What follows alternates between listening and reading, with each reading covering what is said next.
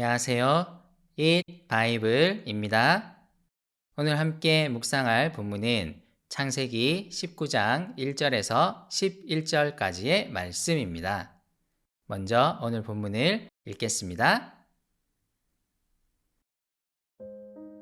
저녁 때에 두 천사가 소돔에 이르렀다.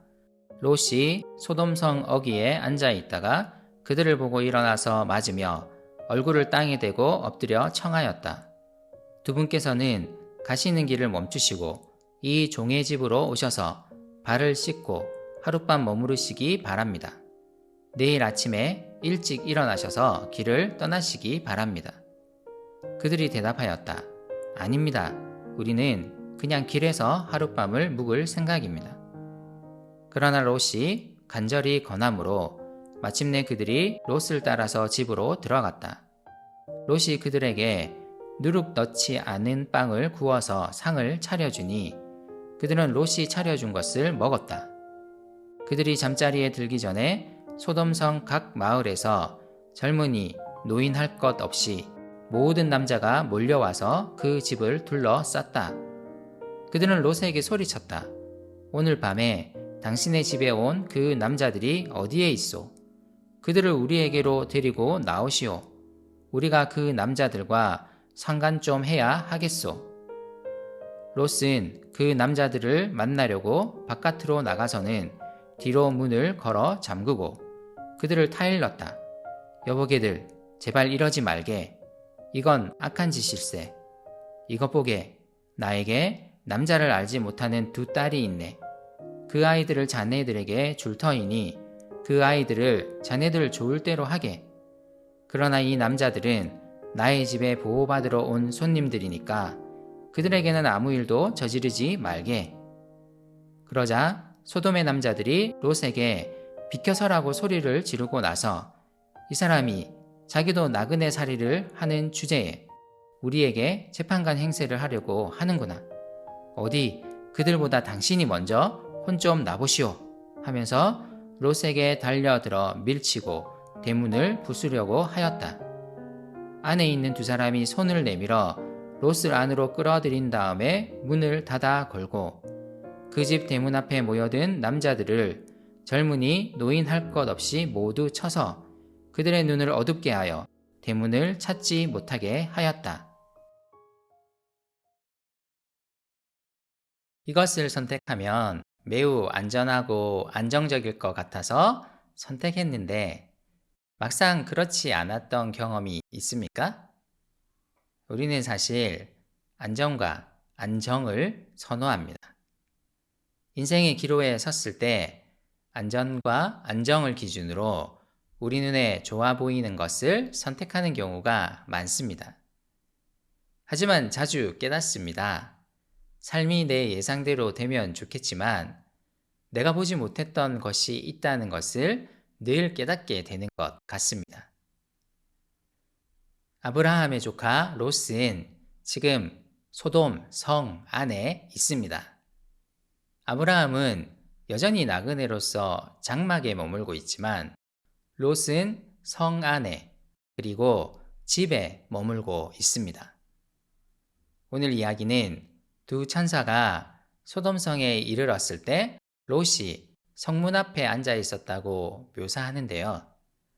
고대 근동에서 성문은 그 성의 장로들과 관리들이 성의 여러 법적인 문제들을 판결하고 지역 현안들을 의논하는 장소였습니다. 롯이 이곳에 앉아 있었다는 묘사는 이제 그가 소돔의 문화에 어느 정도 동화되었음을 암시하는 것입니다.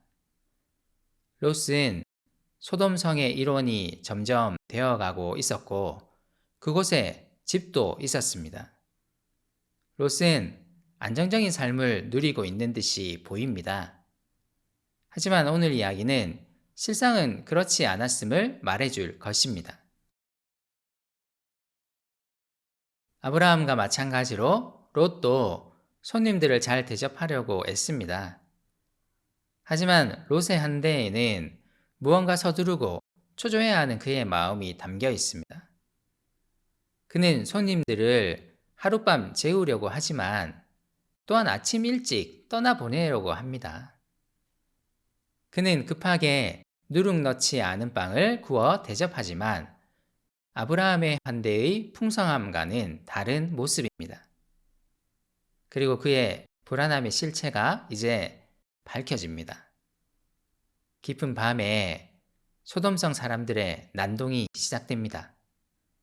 젊은이, 노인, 할 것 없이 소돔성의 모든 남자가 롯의 집 앞으로 몰려옵니다. 그리고 그 집을 둘러쌉니다. 그들은 롯의 집에 온 두 남자 손님을 밖으로 내놓으라고 소리칩니다. 그들을 강간하겠다는 협박도 서슴지 않습니다. 오늘 이야기는 젊은이, 노인, 할 것 없이 이 일에 가담했다는 표현을 함으로써 소돔의 죄악이 정말 심각하다는 것을 드러내려 합니다. 롯은 이 손님들을 구하기 위해 최선을 다합니다.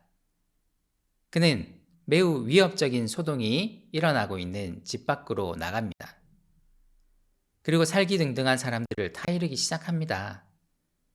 그들의 행위를 악으로 규정합니다.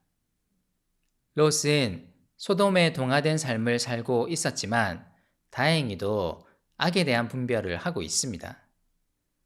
이런 묘사들을 통해 오늘 이야기는 롯이 하나님의 구원을 얻을 것임을 암시합니다. 하지만 롯의 대응은 그리 좋지 않습니다. 두 남자 손님을 강간하겠다는 이 무리들의 위협에 롯은 자신의 두 딸을 내주겠다고 응답합니다. 손님을 보호하고 악을 인식하는 면에서는 긍정적이지만 그는 그것을 해결하는 방식에 있어서는 소돔이 추구하는 악의 방식을 따르고 있습니다. 소돔 사람들은 더 크게 소리를 지르며 롯을 나그네 혹은 이방인으로 지칭합니다.